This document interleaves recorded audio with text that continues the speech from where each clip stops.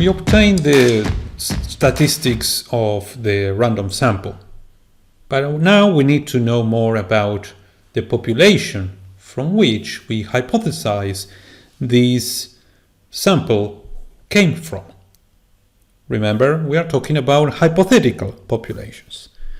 So the method that Fisher developed was to hypothesize the existence of a population of the null hypothesis. So here we are interested in finding differences between types, plants of type A and types of plant B. Are plants of type A higher than the plants of type B? So that's what we want to measure. Now, the null hypothesis is that there are no differences.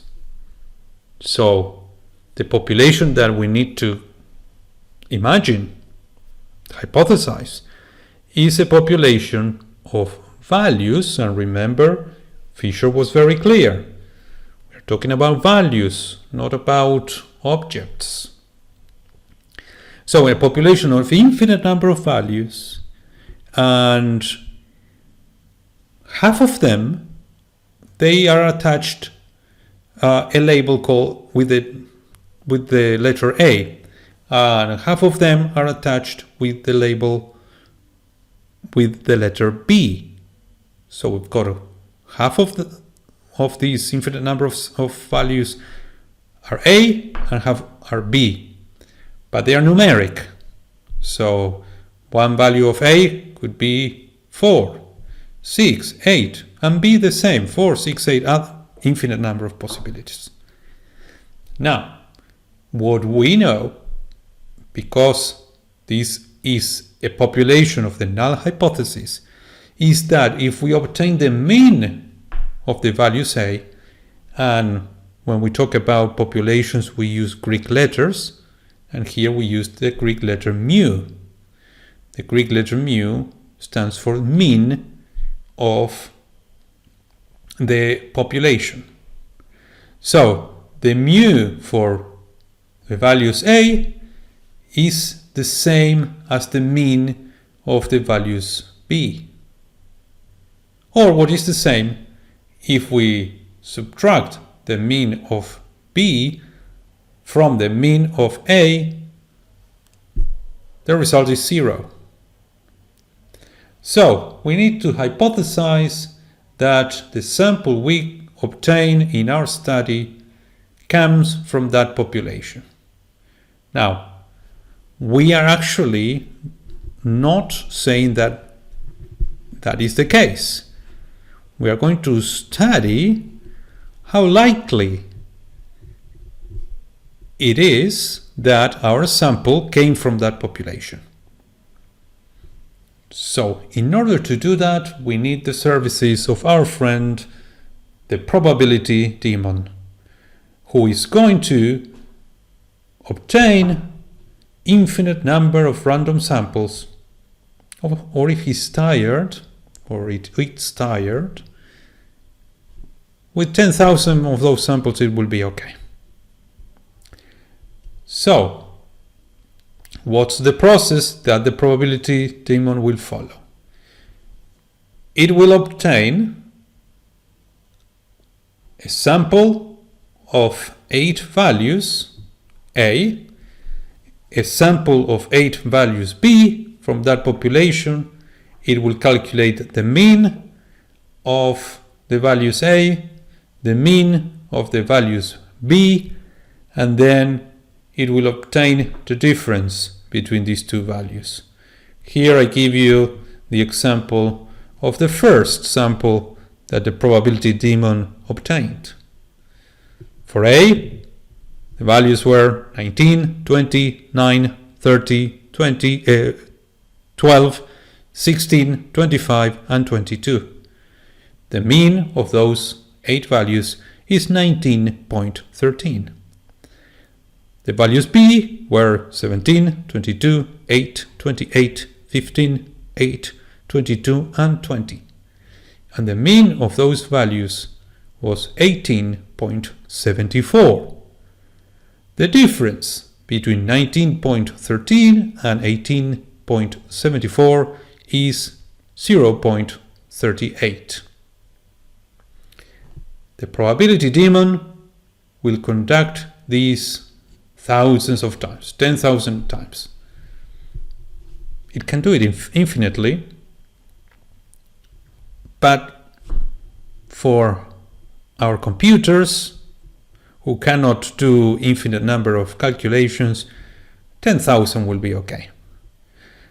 So, what will happen is that we will have 10,000 values of this difference between A and B. Now, why did we obtain 8 values of A and 8 values of B? Because that's what we did in our real sample. We obtained A values of A and 8 values of B, and then we obtained the mean of these two sets of values, and we obtained the difference. So the probability daemon is mimicking what we've done in reality. Why is he doing that 10,000 times? Well, because he wants to generate a distribution of this statistic, which is the difference between the mean of group A and the mean of group B. Why does he want to create this statistic?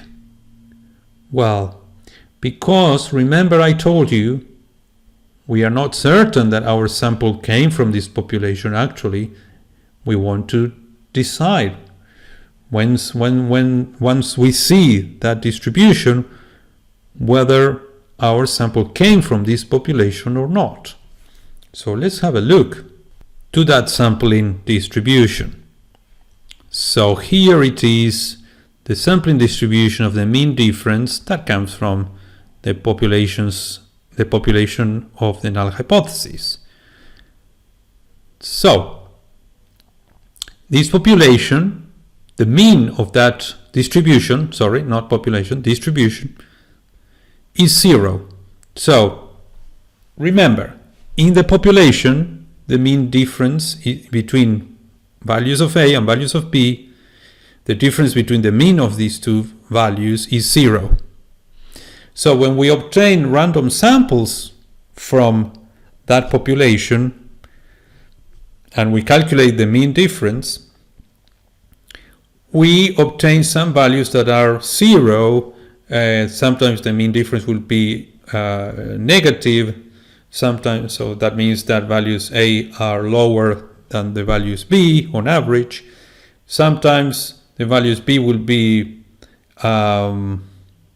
lower than those of A, and then the difference will be positive. So we've got values that are close to 0 will be more likely because in the population the value is 0. So when we obtain these samples, the mean difference that is most possible, most likely to occur is 0.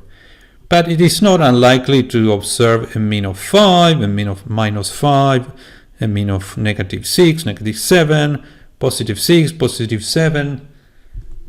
These are still values that are likely to find in that distribution. Now, what about the value we obtained in our sample? Well, in our sample, the value we obtained was mean of A minus mean of B was 13.25.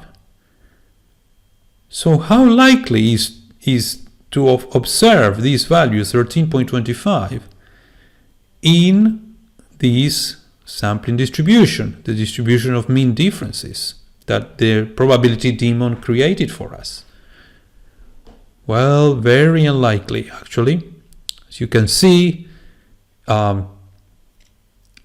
I created here an area that goes from the value 13.25 to the opposite, negative 13.25. And that the probability between these two values is 0.99.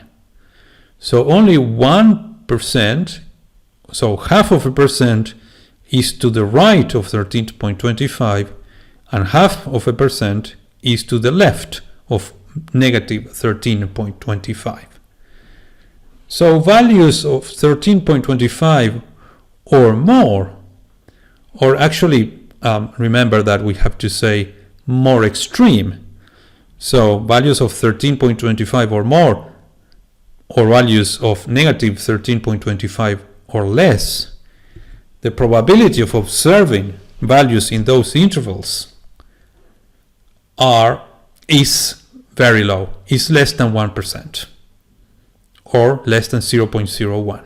So, because the probability of observing the value we observe in our sample or more extreme is quite low, we decide to reject the idea that our sample came from the population in which the null hypothesis is true. What we do is to reject the null hypothesis.